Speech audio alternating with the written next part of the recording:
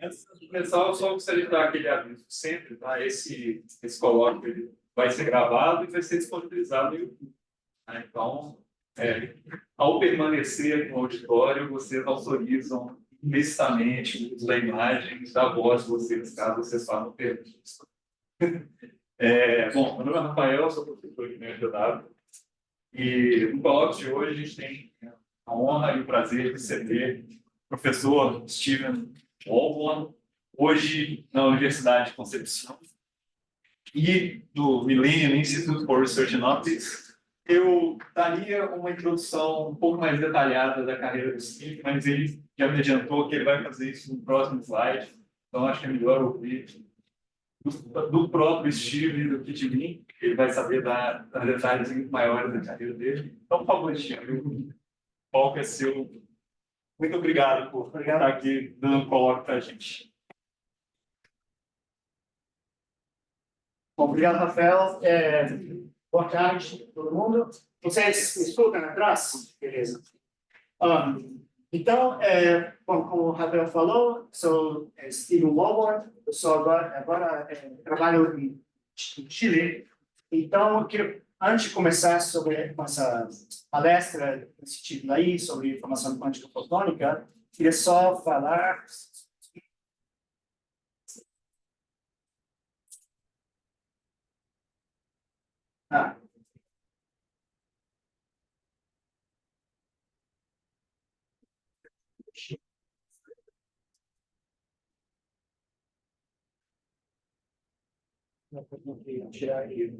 Tem que clicar em cima da tela ali.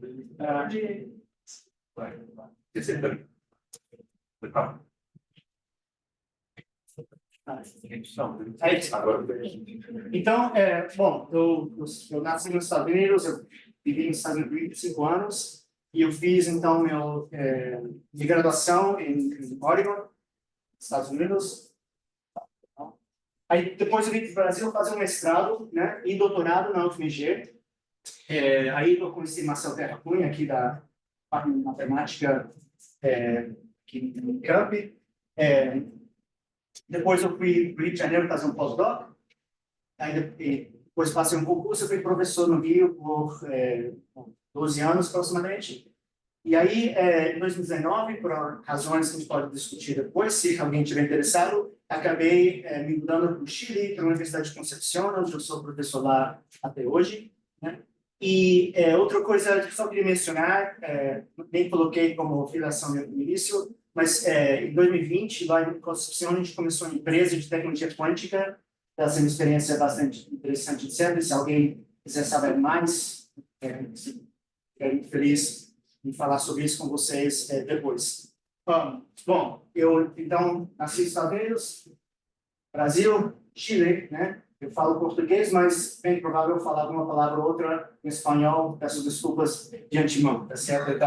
Minha cabeça fica nesse caos bilíngue e às vezes eu nem percebo. Tá bom, então, o título, né, da palestra é isso, né? Photonic Quantum Information Processing with Multi-Core Optical Fibers. Então, a ideia aqui é, de fato, de essencialmente explicar tudo isso, pelo menos da maneira que vocês conseguem entender o que é o título, né?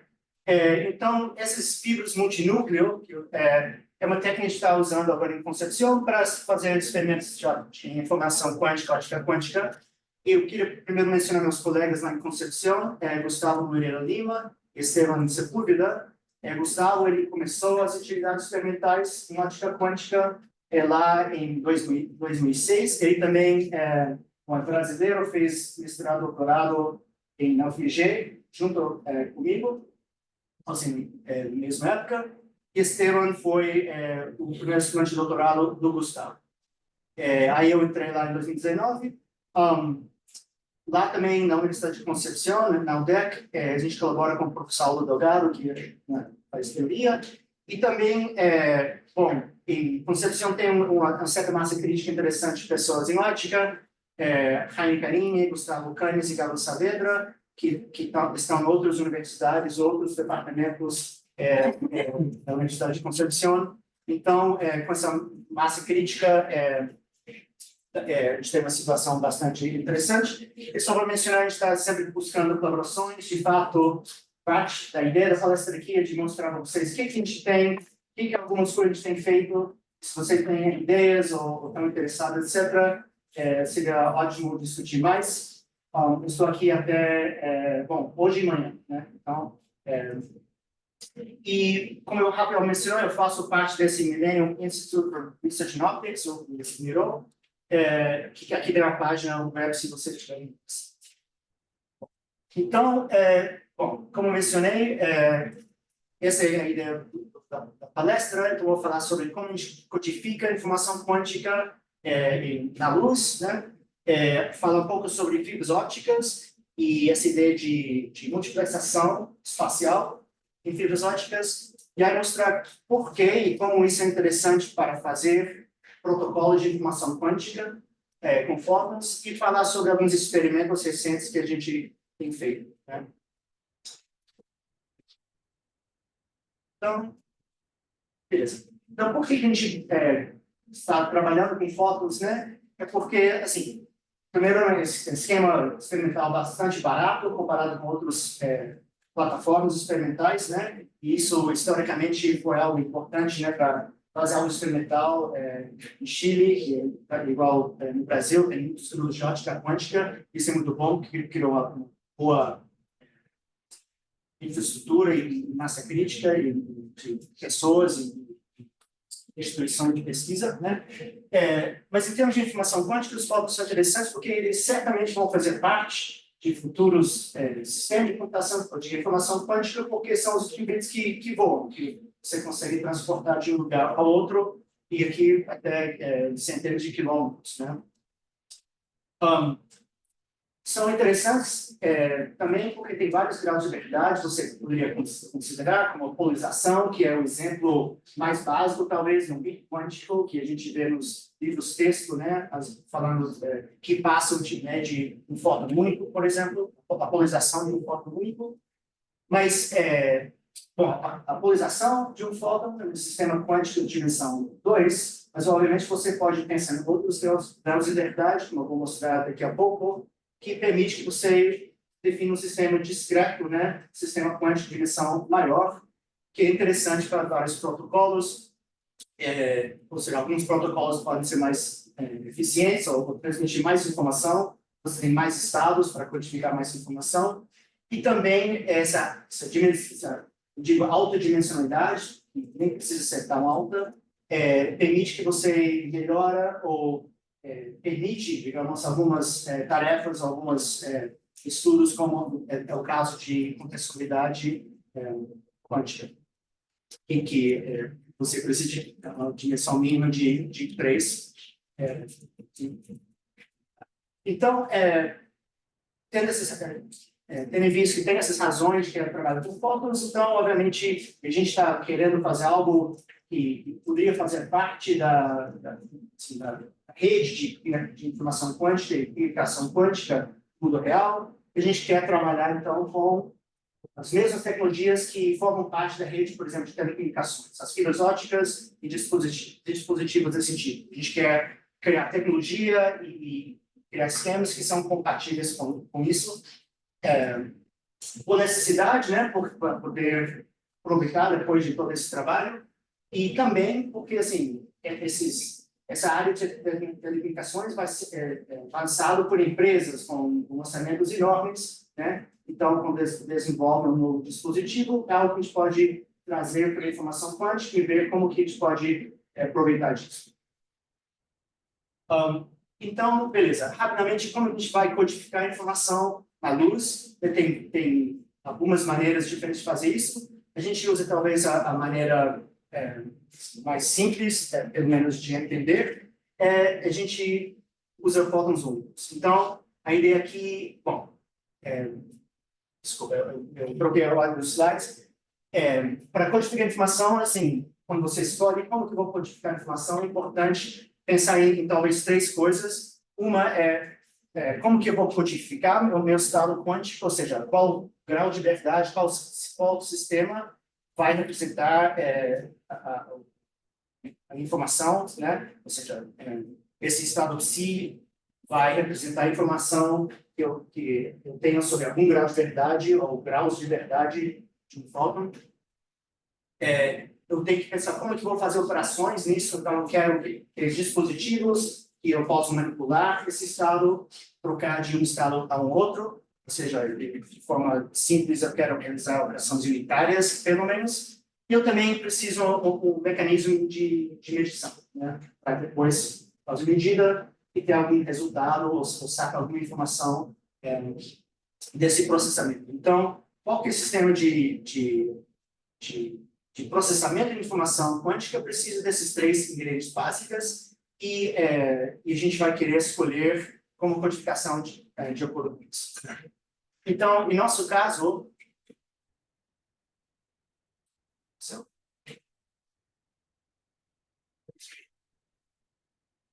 a gente vai usar módulos espaciais, módulos de momento linear. Então, se você imagina que eu tenho, por exemplo, dois possíveis vetores de onda, como 2 ondas planas definidas por distintos vetores de onda, eu posso imaginar que eu tenho um fóton, que é essa bolinha ali, né? O fóton pode estar no modo de cima, né? O vermelho, quando não está no modo de cima, chama de estado de zero. Quando o fóton está no modo de baixo, chama de estado de certo? E, obviamente, como é um fóton, eu posso colocar ele em superposição desses 2 estados e ter estado de superposição e tudo isso, né? Esse tipo de codificação é interessante, isso chama dual rail encoding, que é 2 trilhas, né? Isso é interessante porque é bastante fácil fazer as operações que eu preciso fazer para processar a informação, como fazer operações unitárias. Então, eu posso colocar uma plaquinha de vidro, por exemplo, que coloca uma fase em um dos módulos, né? Então, isso é uma operação elementar que chama shift, né, de fase, o prazo, que depende, obviamente, da espessura da placa, por exemplo. E outra coisa interessante que eu posso fazer é usar o beam splitter, né? São semi-espelhos, né? Que transmitem ou refletem a luz ou o fóton com certas probabilidades, né? Então, nesse dispositivo, se eu entrar com estado 0, esse aqui, eu vou achar que o fóton pode passar do beam splitter para cá com uma certa probabilidade que é igual a T, ou pode refletir aqui para baixo com uma probabilidade que é igual a R, né? Mas, assim, como é coerente esse processo que eu tenho aqui no final, é uma superposição dessas 2 coisas, então eu tenho essa transformação para o estado. O estado 1 é não. Então, o que é interessante é esses 3 informações ali, essa definição da base, o phase shift e o beam splitter, é que você consegue usar essas coisas básicas para criar qualquer unitária que você quer. Então, mesmo quando você considera mais módulos, né? Então, por exemplo, aqui eu não preciso me limitar somente 2 módulos, eu posso imaginar um monte, fóton pode estar em qualquer um desses, né? E eu posso, então, imaginar um sistema maior e com simplesmente esses beam splitters, 2 entradas e 2 saídas. E esses phase shifters, eu consigo construir, assim, arranjos desses dispositivos que podem fazer qualquer operação unitária nesses. Então, essa é uma forma, assim, experimentalmente é interessante, isso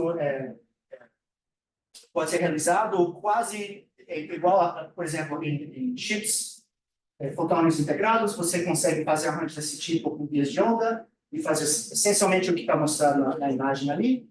E também, em termos de cálculos teóricos, você agora pode pôr qualquer unitária em 2 elementos básicos, né? Isso ajuda muito a comparar circuitos e coisas desse tipo.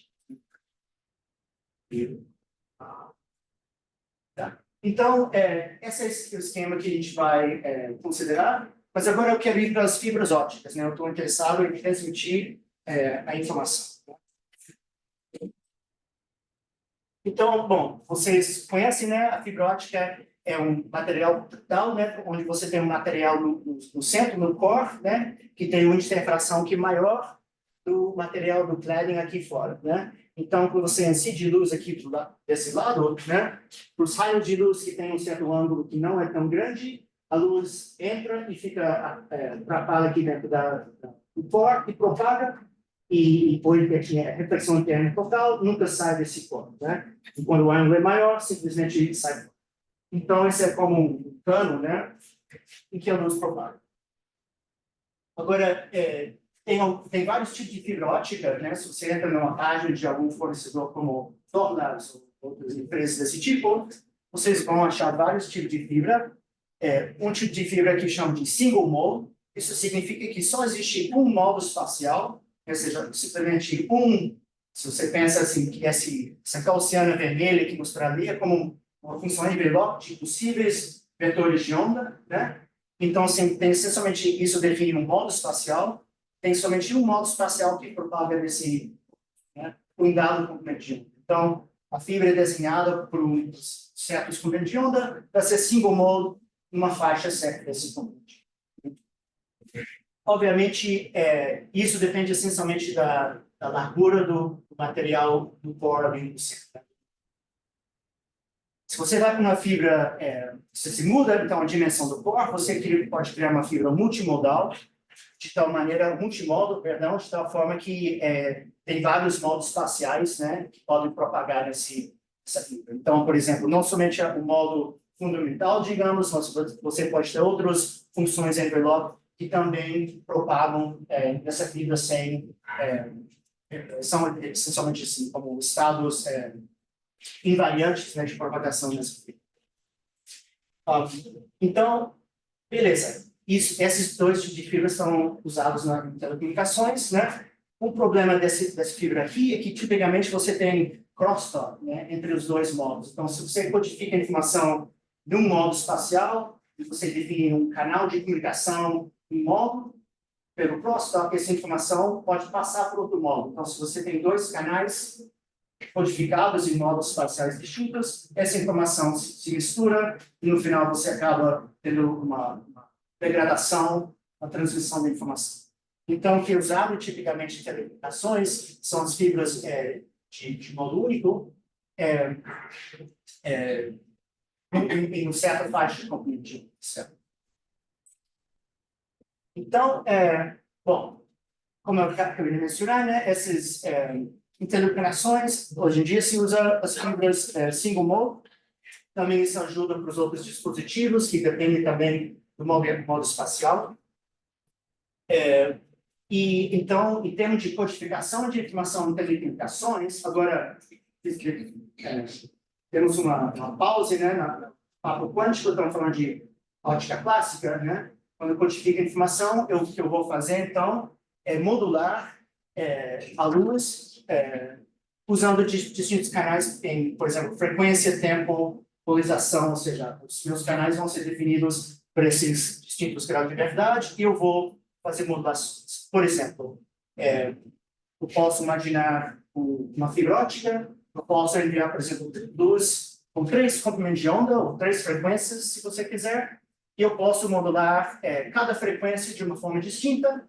Então, essencialmente, aqui eu estou enviando, por exemplo, informação binária, então cada bloquinho eu posso ter uma certa intensidade 1 ou uma intensidade 0 em cada canal. Eu tenho 3 canais independentes. Existem dispositivos que chamam multiplexadores de frequências, essencialmente, que separam essas três frequências e eu consigo ler cada um separadamente. Né? E o crosstalk é mínimo. Então, assim que é feito hoje em dia em telecomunicações, né, que não é minha área, estou só contando uma pequena história aqui, mas tem um problema que é o seguinte, o pessoal vai colocando cada vez mais informação nesses canais, né, de frequência, polarização, tempo, e, essencialmente, estamos chegando ao limite das capacidades das fibras.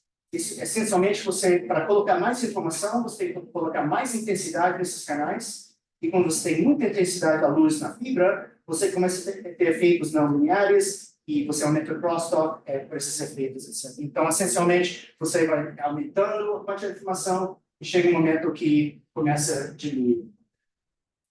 Então, aqui é uma figura de um artigo falando sobre isso.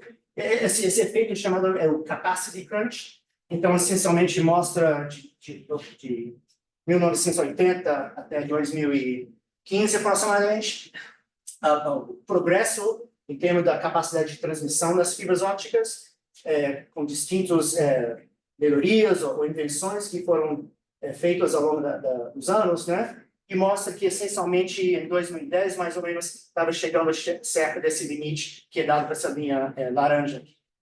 Então, vocês podem ver esses 3 pontos vermelhos que superam esse limite. Esses 3 pontos são trabalhos experimentais, né? Onde eles não somente codificaram informação na frequência da luz, por exemplo, ou melhor, não somente usaram canais definidos pela frequência, mas também usaram canais espaciais, ou seja, aproveitaram o caráter multimódulo de fibras, né, para também definir canais.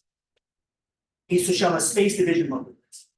E, essencialmente, isso é a esperança, né, nessa área, porque a gente quer internet mais rápido, tudo isso vai depender de fazer algo desse tipo. Então, quais são os tipos de Space Division Multiplex em SDM que existem, né? Então, ali como um corte transversal que eu desenhei de uma fibra monomódulo, por exemplo. Agora, já falando da fibra multimódulo, que seria algo assim, por exemplo. Mas existem outras formas, né? Eu mencionei que essa fibra aqui, o problema dos módulos, pode ter muito crosstalk, né? Que também não é muito bom. Então, uma fibra interessante é chamada de fibra multinúcleo, onde você vê aqui que a fibra em si, a dimensão da fibra, é a mesma, né? A única coisa que eu vou fazer, em vez de fazer um núcleo dentro do mesmo material cladding, eu vou colocar vários, né? E se você faz isso corretamente, né, cada núcleo é independente dos outros. Então, você consegue fazer isso usando algumas técnicas, de tal maneira que você elimina o crosstalk. Assim, essencialmente, se os núcleos são distantes suficientes, mesmo ondas evanescentes que podem acoplar entre os dois núcleos, o overlap dos nodos vai ser zero. Então, você consegue eliminar bastante crosstalk. Tem outros tipos de fibra também que o pessoal está trabalhando, essa é uma área em desenvolvimento, né? Mesmo nas telecomunicações, tem, por exemplo, fibras em forma de anel, ring core fiber, que também suportam distintos módulos, por exemplo, módulos com momento orbital, etc., que o pessoal está estudando nesse contexto. Então, esse aqui essencialmente está sendo feito na área de telecomunicações, e lá em Concepción, meu colega Gustavo Lima, junto com o Guilherme Xavier, que saiu de Concepción uns anos atrás, mas eles estavam acompanhando essas pesquisas, né, nessa outra área e trouxeram isso para informação quântica. E eles começaram a trabalhar com isso. Então, a ideia aqui é usar, então, essas fibras multinúcleo, né, para codificar aquela informação quântica que eu estava falando antes. Então, o que é a ideia aqui? Mencionei, então, a gente vai ter esses vários módulos espaciais, né, que aqui representam com essas setinhas, né? Eu posso escrever distintos, então, assim, meu fóton, né, eu posso colocar ele em um desses estados, né? Então, se o fóton está no modo 0, isso seria meu estado 0, né? Então, o resto dos módulos estariam em vácuo, né? Ou o fóton pode estar no modo 1, estado 1, etc., né? E eu posso não somente colocar o fóton em dado modo, eu posso criar estado de superposição, usando aqueles links, triggers, etc., que já mostrei, e criar estados gerais desse tipo aqui, estado de superposição genérico em uma dada dimensão dele, né? E a ideia aqui, então, como que eu relaciono essa ideia com as fibras? Eu vou simplesmente, cada setinha aqui, eu vou associar algum núcleo de uma fibra multinúcleo, né? Então, aqui, por exemplo, essa é uma foto feita com um celular e um fibroscópio, mostrando uma fibra multinúcleo que tem no laboratório, tem 4 núcleos, né? Os núcleos têm 8 microns de diâmetro, que é essencialmente uma fibra monomódulo para 1.500 nanômetros, que é na faixa de telecom, e que plaga bem na fibra. E a distância desses núcleos é 50 microns. Então, eles são bastante separados, que não tem crosstalk. Então, é uma fibra que tem 4 canais independentes nessa mesma área, né? Então, então, perfeito. Ok, legal. Tem agora 4 canais de 1, mas por que eu simplesmente não tomo 4 fibras, né? Bom, aqui tem que pensar que a gente tem estado de superposição, né? Se eu tenho um fóton em 4 fibras distintas, cada fibra pode sentir vibrações distintas, mudanças de temperatura, pressão, etc. Isso vai causar mudanças de fase, né? E o meu fóton agora vai propagar com uma velocidade diferente, a fibra de acordo com isso, e então meu estado de superposição vai vir uma bagunça, né?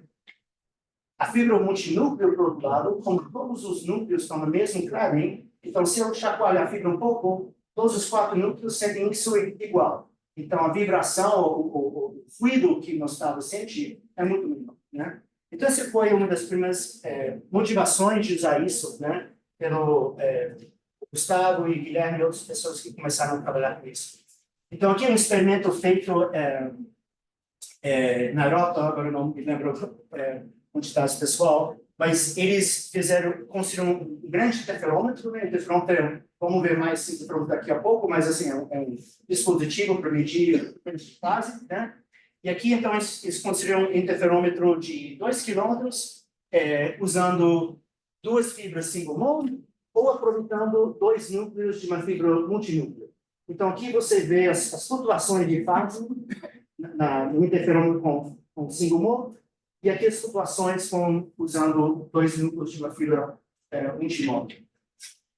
Então, você vê, obviamente, no caso do multinúcleo, as vibrações são muito menores, né? Aqui, você vê que está vibrando, não sei, mais de 10 Hz, e aqui é menos de 1 Hz. Então, é muito mais estável, o que significa, para o experimento, você não precisa estar estabilizando tanta fase. Você consegue ter um sistema, ainda precisa estabilizar a fase em qualquer experimento que você for fazer, mas é muito menos demandante, né?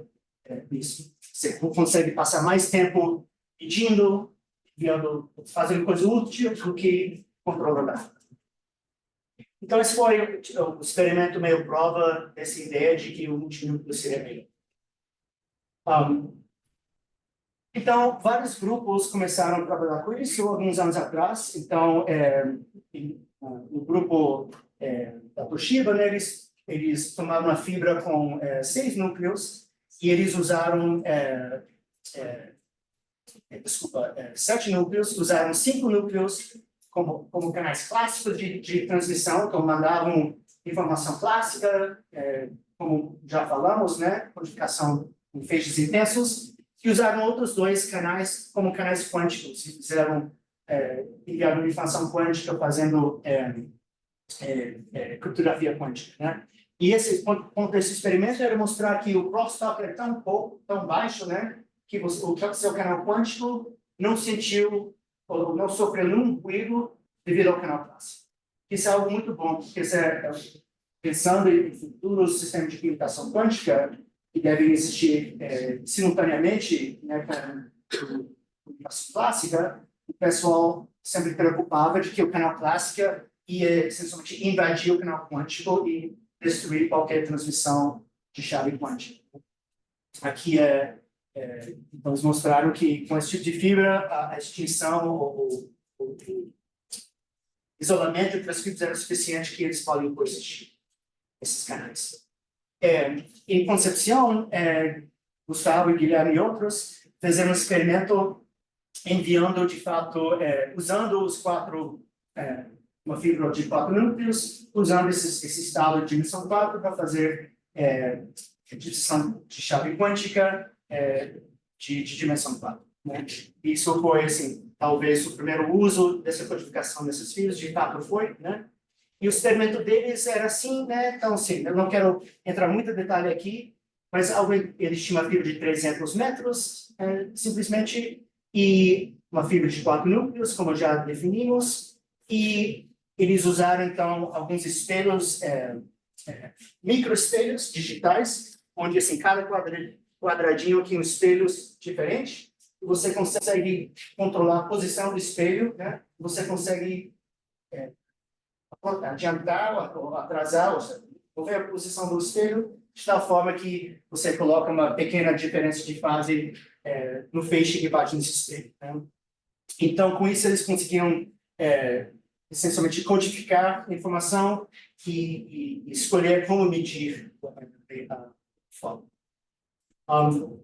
Uma outra coisa aqui, bom, acho que eu vou passar vocês no próximo slide, mas para medir, então, assim, para preparar o estado que eles foram enviar, eles usaram esse dispositivo, e para medir, eles tinham outro dispositivo desse tipo aqui, e aí tinha a fibra óptica aqui e uma lente. Então, esses 4 núcleos, se você coloca uma lente, você pode pensar que quando a luz sai da fibra, são como 4 pontinhos, né? Então, fica muito parecido com o experimento de Young, né? Da fenda dupla. Você tem 4 fontes de luz, coerência entre si. Lá na frente, se você olha no plano de Fourier, né, você vai ver interferência da mesma forma que a gente vê interferência no experimento de Young. Então, essas são as figuras de interferência que você vê, coisas desse tipo. E para medir, então, eles colocavam um único detector aqui no centro. Eles conseguiam, então, achar uma receita de conjetar distintos estados quânticos usando esse mecanismo. Que, assim, não vamos entrar em detalhe, porque não vamos usar isso mais adiante. Então, isso era muito, assim, engenhoso, certo? Mas também não muito bom, porque você tem dimensão 4, mas você tem um detector. Então, para eu ver qual é a probabilidade de detectar no estado 1, ou 2, ou 3, ou 4, eu tenho que fazer alguns experimentos projetar no estado 1. Depois, alguns experimentos projetar no estado 2, e 3, e 4. Então, tem que fazer 4 vezes mais experimentos, né, para fazer as medidas necessárias para medir qualquer coisa. Então, como princípio, é muito legal, mas na prática não é, porque você perde toda essa vantagem de ter mais dimensão maior, né? Então, bom, aqui eles têm resultados bons, mas o ponto principal aqui é que essa ideia de ter um único detector mais ou menos estraga toda a coisa legal da fibra multilúmina, né? Então, assim, tudo isso é prova de princípio de usar as fibras, mas sugere que a gente precisa de mais coisas, né? Mais ferramentas, digamos. Então, isso que eu queria mostrar agora. Então, primeiro, assim, elemento que vamos introduzir aqui é o demultiplexador, né? O multiplexador, demultiplexador.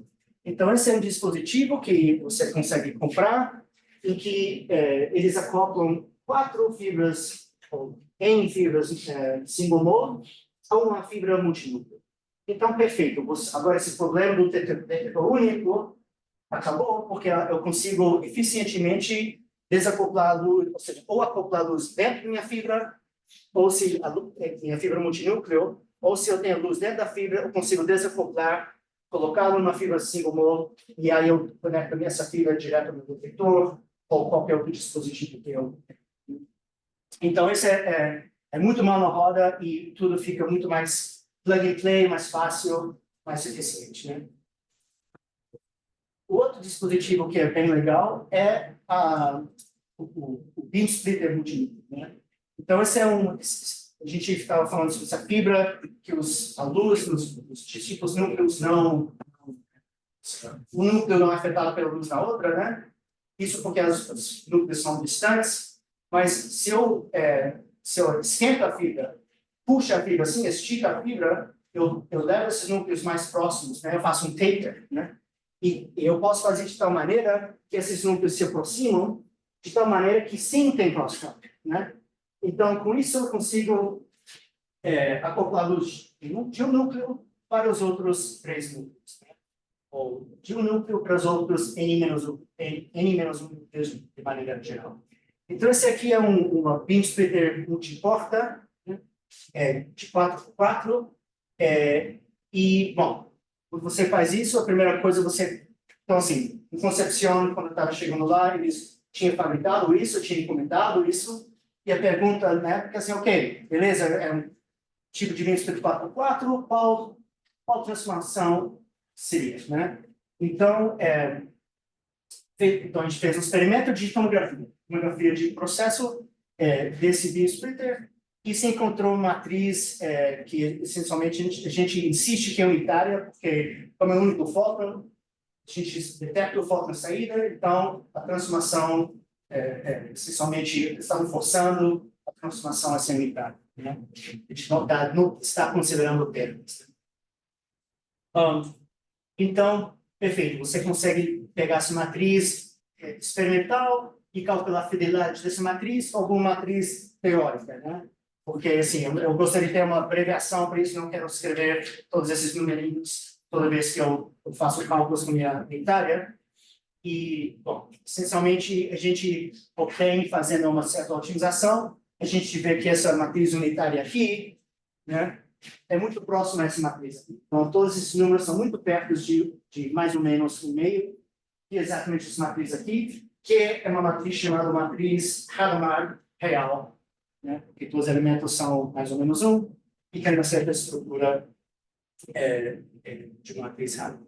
Então, esse beam splitter é tal que, se eu entro com luz, por exemplo, na fibra que eu chamo de zero, né, com o fóton, por exemplo, no modo zero, na saída ele vai sair numa superposição de 0 com 2 com 3, com peso igual. Né? Probabilidade 1/4 de estar em cada. Então, beleza, isso é muito interessante, né? E, bom, isso também, como o beam split 2x2 é universal na construção de circuitos, esses beam splits também são universais na construção de circuitos. Então, beleza, temos um dispositivo que a gente consegue construir esse tipo de arranjos de circuitos óticos dentro da fibra. Então, a primeira coisa que foi feito com isso era de construir, então, um interferômetro com todos esses elementos. Então, se colocou, então, esse beam splitter de 4 núcleos, que é essa transformação Hadamard em 4x4.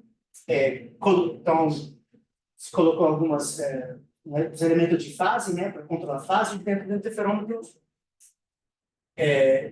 Depois das fases, então, o tipo de estado que você cria, se você entra com o estado zero, que eu mencionei, você tem, então, a superposição com pesos iguais, os 4 estados, com fases que são controladas aqui por nós, né?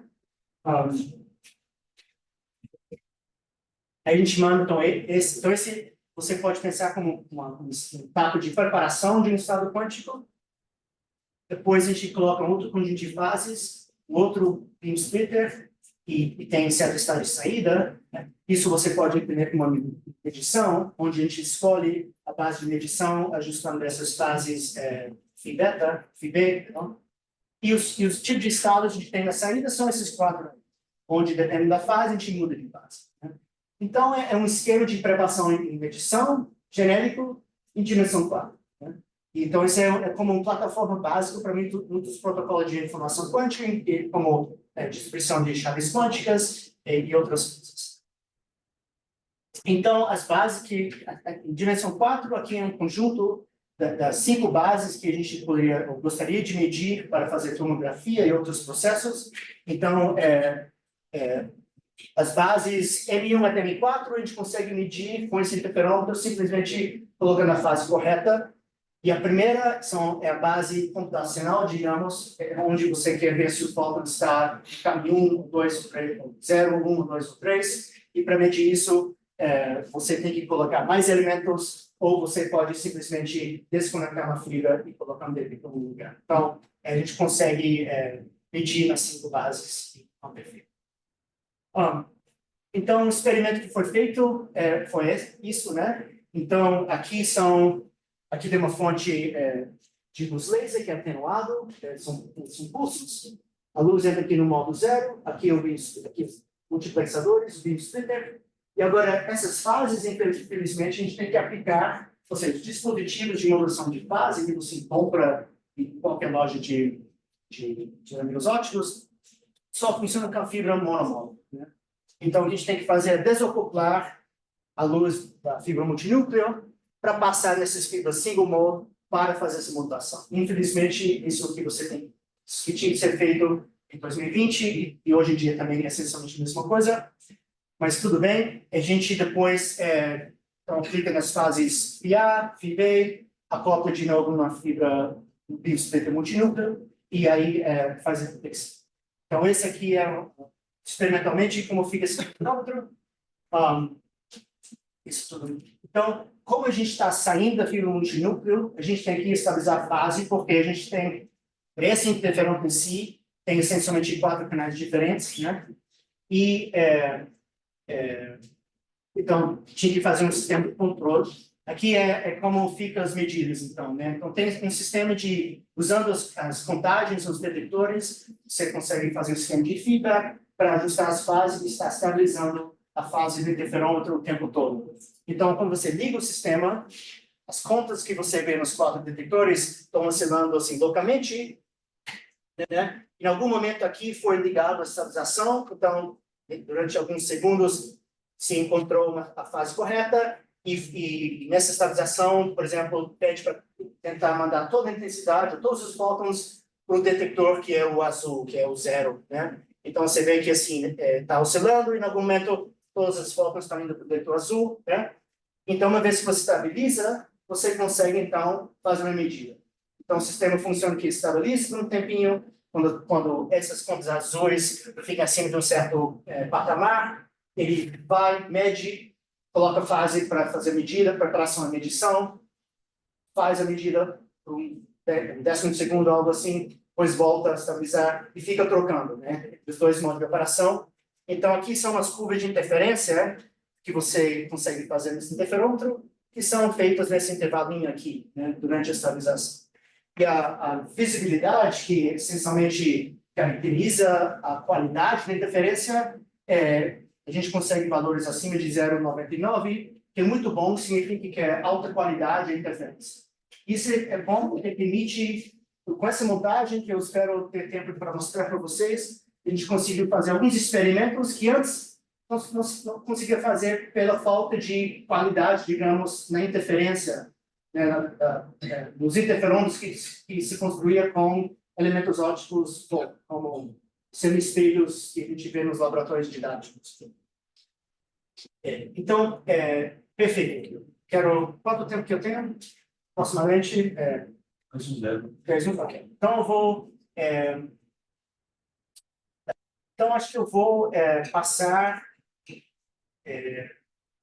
Bom, eu vou perguntar para vocês. Eu tenho dois experimentos para mostrar, né? Um fala de ordem causal indefinível de portas quânticas, né? E outro fala de medidas generalizadas dos PLNs usando esses tipos. Quem quer escutar sobre ordem causal indefinível? E PLNs?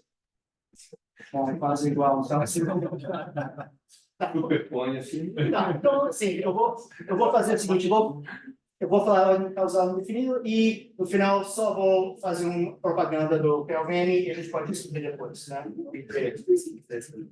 Então, o que é a ideia aqui? Quando você faz... no início, né, eu falei que você quer processar essa informação quântica, né, que pegar esse estado psi e fazer operações, e tipicamente você faz coisas com ordem causal definida, você faz A depois B, ou B depois A, e a gente tem esses circuitinhos, né, que descreve cálculos ou computações, né, usando os qubits, que é assim, né? Mas nada proíbe que você pegue seu estado, passa por A e depois por B, ou B depois A, e interferir essas duas coisas, né? Ou seja, essencialmente você tem que pegar seu sistema quântico e fazer um roteamento pelo circuito de tal maneira que você faz uma superposição dessas ordens, A, B, BA em superposição, né? E o dispositivo que faz isso é chamado de quantum switch, né? Que, bom, talvez não seja o melhor nome, você coloca quantum switch em Google, você vai ver várias coisas que talvez chaves para o Volkswagen Quantum, talvez, coisas desse tipo. Mas, enfim, aqui nessa palestra, quantum switch é um dispositivo que faz esse roteamento quântico, né? E, então, para fazer isso, você precisa de dois sistemas físicos, de fato, né? Você precisa, então, o sistema alvo, que é o psi, em que essas portas A e B vão operar, né? E você precisa um outro sistema, que é o sistema de controle, que representa esses dois caminhos agora que você está fazendo, né? Então, você representa isso para um qubit, por exemplo, dimensão 2, e beleza, mas nada, bom, fechando a dimensão 2 por enquanto. Então, essa ideia surgiu mais ou menos um pouco mais de 10 anos atrás, foi feito um experimento, logo depois, em 2015, questão de tempo, não vamos entrar muito em detalhe, mas o sistema-alvo foi a polarização de um fóton, e esse interferon está ali, então, manda o fóton em duas direções por essas unitárias, em beam splits, etc. Então, os dois caminhos são esses, né? Você vai A depois B, ou B depois A nesse circuito, e aí, nesse beam splitter aqui em cima, faz a interferência dos dois caminhos, né? Então, o controle aqui é o modo espacial do fóton, a direção que ele está indo, e o alvo é a polarização do mesmo fóton. E, essencialmente, se você olha o detector que está na saída zero, você tem, essa é a saída, você tem AB mais BA aplicado ao seu estado alvo. O outro caminho, você tem AB menos BA aplicado ao estado alvo. Então, se isso é interessante fazer algo, você pode ver, bom, se A e B anticomutam, então nunca vou ver o fóton no output 0. Se A e B comutam, eu nunca vou ver o fóton no output 1. Então, esse tipo de circuito vai me dizer se esses dois unitários comutam ou anticomutam, né? Onde eu vou essencialmente mandar meu fóton para essas unitárias somente mantas, né? Vamos falar sobre isso em um minuto mais, mas o ponto aqui é uma única, então assim, essencialmente numa única medição, eu consigo ver se esses caras comutam ou anticomutam, dado que é um nulo, né? A gente vai voltar a esse ponto em um instante. Mas então, esse foi o primeiro experimento feito, né? Com dois, legal. Então, assim, bom, que isso serve para alguma coisa. Tem vários trabalhos mostrando que sim, então tem algumas tarefas que em computação quântica, comunicação quântica, que você consegue ver uma melhora graças a essa ordem causal definida, né? Aqui são alguns trabalhos. Mas uma pergunta que vem naturalmente assim, ok, com dois, legal, mas se eu tenho agora N hipóteses, será que eu consigo fazer algo legal? A pergunta é sim. Então, aqui, você obviamente tem um monte de diferentes caminhos, você pode imaginar. De fato, são N fatorial possíveis caminhos, né? Um caminho, essencialmente, uma permutação das unitárias. Então, se você imagina as unitárias em ordem numérica, de 1 até o N, né? Eu posso imaginar assim, fazendo distintas permutações, cada permutação é uma nova sequência, então são N fatorial em total. Então, tem algumas tarefas definidas com isso. Um é chamado o Araújo Costa Bruckner Promise Problem.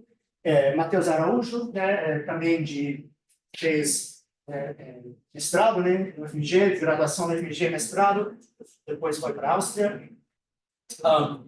A ideia aqui é o seguinte, essencialmente é uma generalização dessa ideia da computação anti-computação, das permutações, então você consegue definir distintas permutações, px, né, que são, que você muda a ordem, né, e aqui a ideia desse problema é que você tem uma promessa, a promessa é que cada permutação é relacionada com a sequência normal, né, ou a ordem numérica, através de um número ômega aqui, que é dado por esse exponencial ali embaixo, né, levado a potência xi, né? X é que define a permutação e é um outro número, né? Um outro número inteiro. Então, a promessa é que eu tenho um conjunto de permutações que satisfazem essa promessa, certo?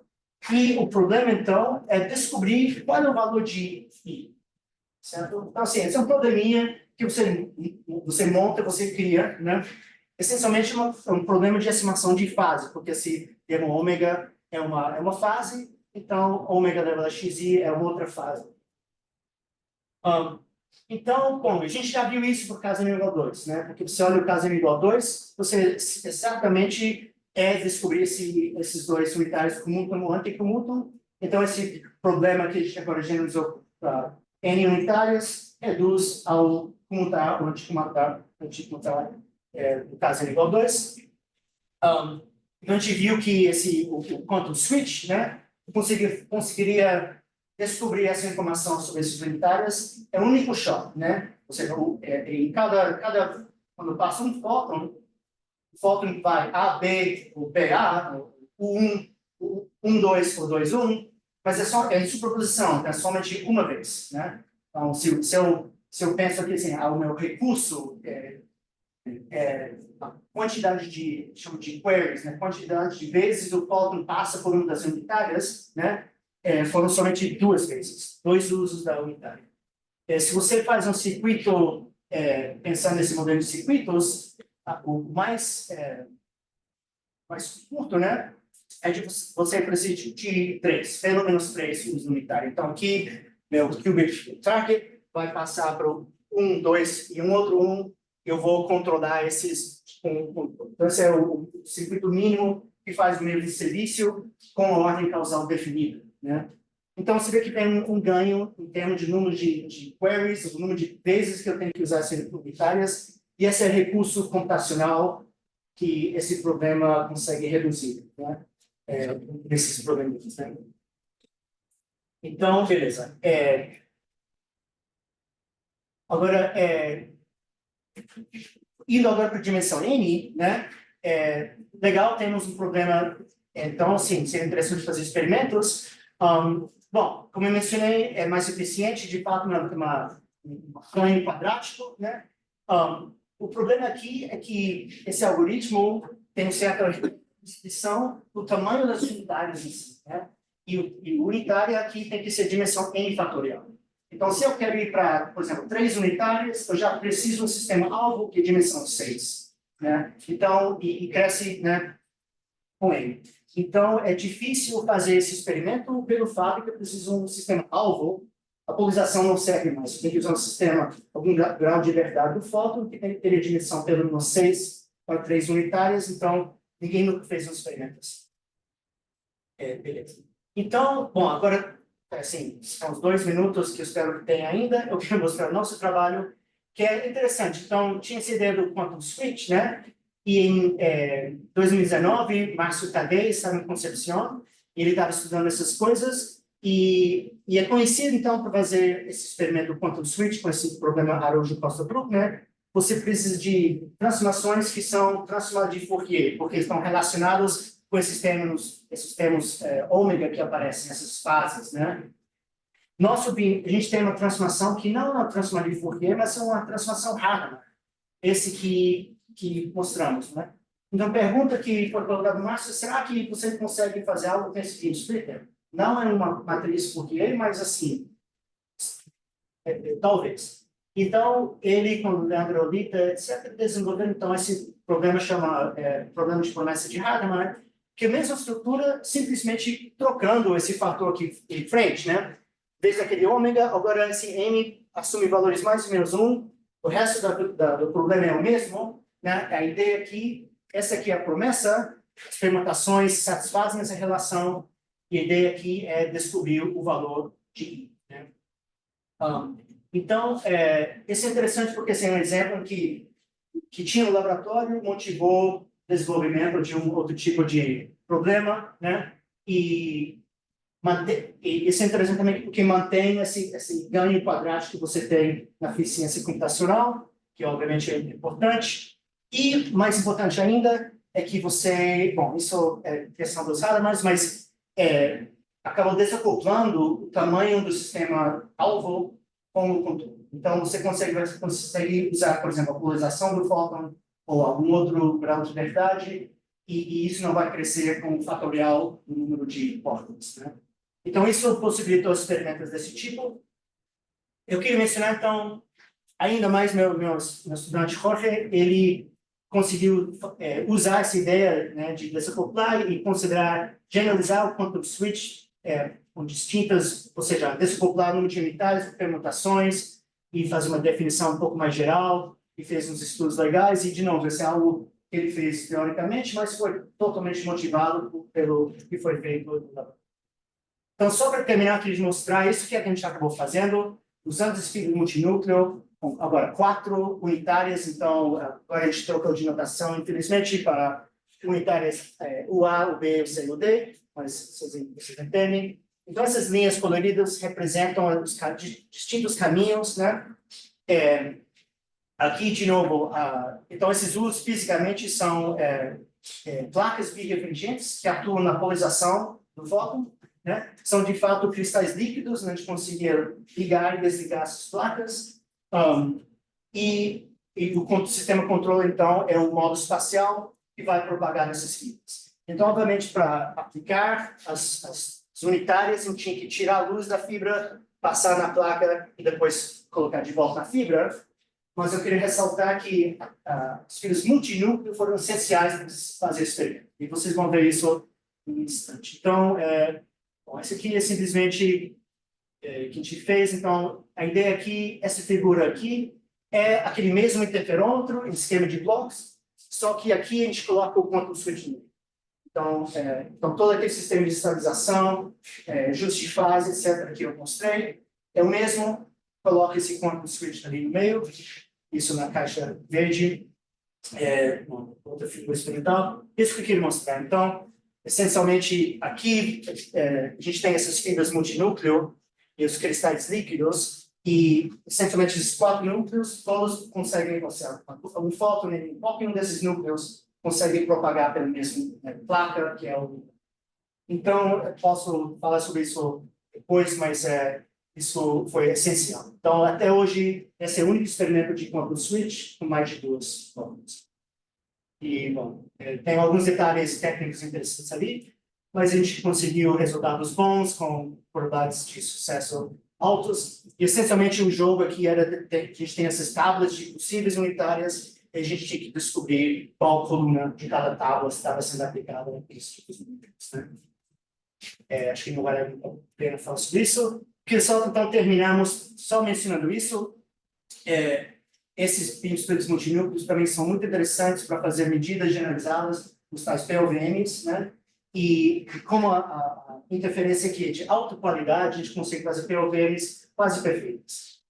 Não qualquer POVM, mas algumas, né?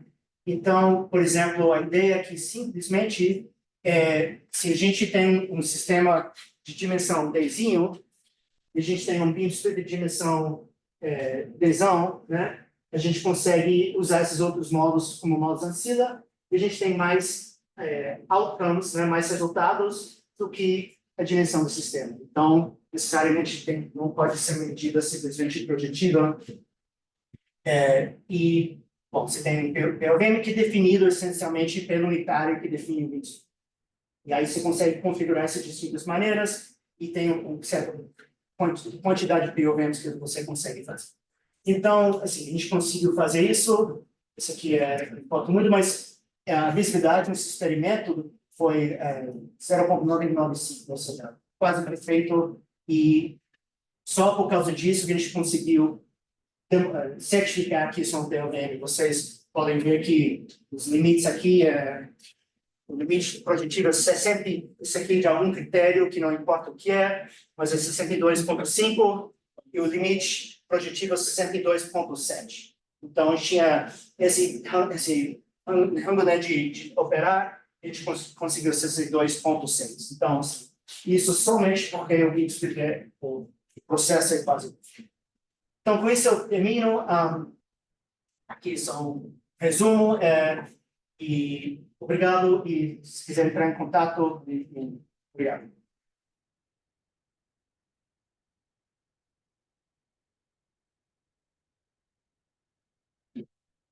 Perguntas? Várias perguntas para pessoal, mas como é que sobre a fabricação dessas fibras vocês fabricam? Não? E também esses interferômetros, se simples vocês esquentam essa fibra e esticam, ou se central, perfeito. Excelente pergunta, obrigado. Então, as fibras em si são fabricadas por Corning e outras empresas, os processos torres que essencialmente vai esquentando o vidro e criando a fibra, né? Então, a gente não tem essa tecnologia na universidade, é fabricado por alguns fornecedores que fazem isso. Os pinstores que foram usados nesses trabalhos foram fabricados também em empresa chama Fibercore, eles têm fabricado pinstores muito bons. A gente tem uma máquina e a gente está fabricando pinstores, mas a gente ainda não conseguiu, de uma maneira assim, sistemática, fabricar pinstores da mesma qualidade do que a gente compra. A gente está trabalhando nisso, tem vários alunos que Então, assim, espero que esteja chegando nesse momento, tentando fabricar os bens splitters, né?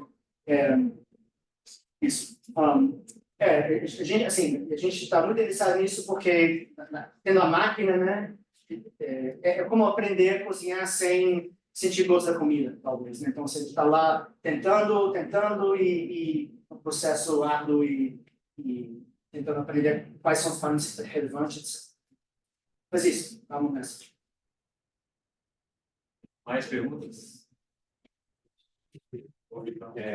Eu queria saber, você fez o teste, aquele processo de caso você tem essas entradas de órgãos, no caso quentinho, você tem uma transformação positiva. É bem esperado, parece ter uma transformação.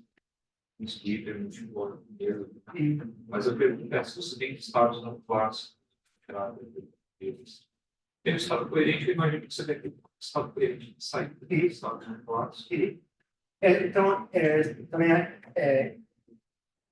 então, assim, o estado coerente, sim, é igual sai o estado do produto de quatro estados coerentes com distintos amplitudes, né? Exatamente. Com estados não clássicos como o squeezing, etc. A gente não tem não fez isso porque é um colega nosso, outro grupo em Chile, que eles trabalham com várias coisas, eles têm guias de onda, eles fazem eles estão pensando em fazer esses acopladores mais gerais, eles têm alguns cálculos genéricos de transformações desse tipo, eles também têm um laboratório que começou a fazer squeezing, recentemente, então eles estão estudando isso. Eles têm alguns estudos de se entra com estado comprimido, como sai o armazenamento.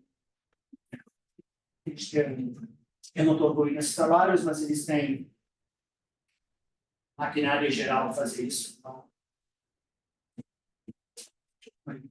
E realmente é universal, né? Você consegue pelo menos até o seu limite de número de operações, né? Você consegue realizar. Você tem qualquer sequência, você consegue, e você programa anteriormente, é isso? Programa.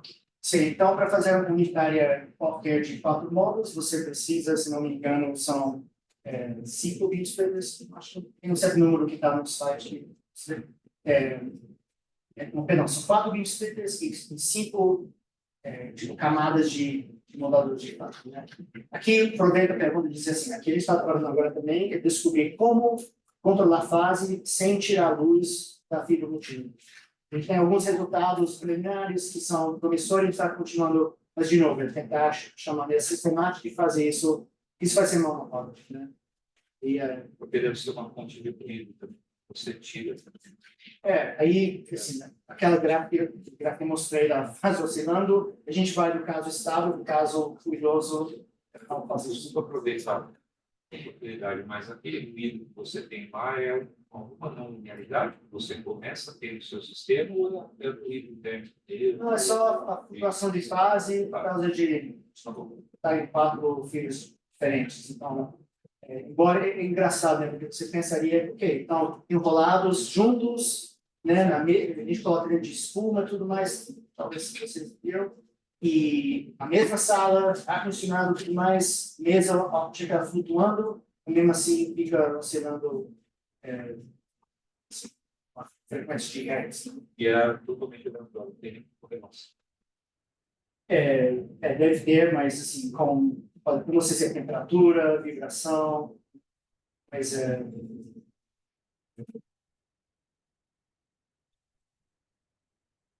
Steve, obrigado pela palestra. Na parte de processamento, a escolha, eu teve um contexto histórico do laboratório, você estava fazendo experimentos, assim, trabalhar com ela, fazer a sua base, né? Mas me pareceu que para a parte de processamento, você ter uma plataforma de autonomia integrada seria muito mais prático, né? Por exemplo, a questão da fase que você mencionou, de abrir e fechar, você pode fazer isso de forma trivial, dentro de um chip, colocar os controles de fase. Eu acho que a população de fase vai ser menor, mas ainda vai existir, como você respondeu. E tem uma razão de continuar na trilha, porque me parece que você vai escalando o processo para 5, já é um experimento bastante component demanding, né? Que precisa ter várias etapas ali. pondera, assim, claro, a parte de comunicação, quando você está lá no começo, distribuir chave, né, sua fibra, quer usar isso, claro, a fibra tem a coisa natural ali, que ela é o próprio meio de transmissão de dados, que consegue de longa distância. Mas, tipo, essa parte de processamento, me parece que seria no-brainer trabalhar com a estrutura integrada, assim, vias de onda no chip, interferômetro pode ser construído ali. Eu concordo. De fato, isso, nossos colaboradores, ele está fazendo isso e a gente, assim, começou, mas parou, esperou começar de novo em colaboração com o laboratório que tem em Chile. A gente essencialmente acoplar as fibras multinúcleo em guias de onda escrito por laser, né? Aí você consegue essencialmente escrever 4 guias que você simplesmente aproximação, acoplar fibra com a guia, né? Eu concordo 100%, né? Esses chips integrados para o processamento é melhor. Aqui, ou seja, mostrei interferômetro, obviamente, assim, que a gente mostrei aqui, mas a gente tem, na universidade, a gente tem uma fibra instalada de essencialmente 1 quilômetro de distância com alguns nódulos. Então, esse interferômetro, agora que a gente está fazendo nesse momento, no meio do interferômetro, a gente volta para a fibra multinúcleo e tem um sistema de comunicação. Então, a ideia dos wing splitters, etc., era essencialmente para poder acoplar luz dentro da fibra e fazer qualquer coisa de comunicação. A ideia de fazer isso com um processador, etc., não foi o objetivo inicial, né? Mas acabou a fazer um benchmarking, etc. Mas aí acabou descobrindo essa coisa do PVM, que eu acho bastante interessante, né? Por a questão porque, assim, quando você faz coisas de onda, tipicamente tem que fazer 20 splitters 2x2, né, um arranjo. Você tem uma certa distância mínima, um certo número de tipo, lugares de interferência, né? Então, para fazer o beam splitter 4x4, você precisa de pelo menos 2 regiões de interferência com beam splitters 2x2. Isso cresce com o N. Então, sim, tem um ganhozinho, talvez, etc. Mas nossa ideia, né, básica é de não ficar em processamento, mas sim em processamento de comunicação. Qual que é a de perda que você tem? Perda total, isso deve ser relativamente baixo, né, imagino. Aí depende, assim, é complicado. Porque a gente tem que, por exemplo, quando instala esse cabo, né, então vem uma empresa de instalação de cabo de fibra óptica, eles instalou todo o campus, mas eles tinham que fazer o splicing, né? Então, mas eles só conseguiam fazer nosso cabo tem algumas fibras do Sigma também, eles fizeram essa splicing, beleza? Eles não podiam fazer o splicing na fibra multinúcleo, porque eles não têm a máquina. Então, a gente tem a máquina, mas, assim, a gente fez curso com a vendedora, a fabricante da máquina, mas eles nunca tinham feito uma fibra multinúcleo.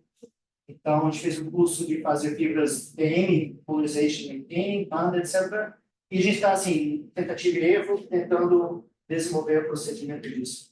Então, a perda é um pouco maior do que você gostaria, porque é difícil mesmo fazer um bom slice. Mais perguntas? Se não, vamos agradecer o Chico mais.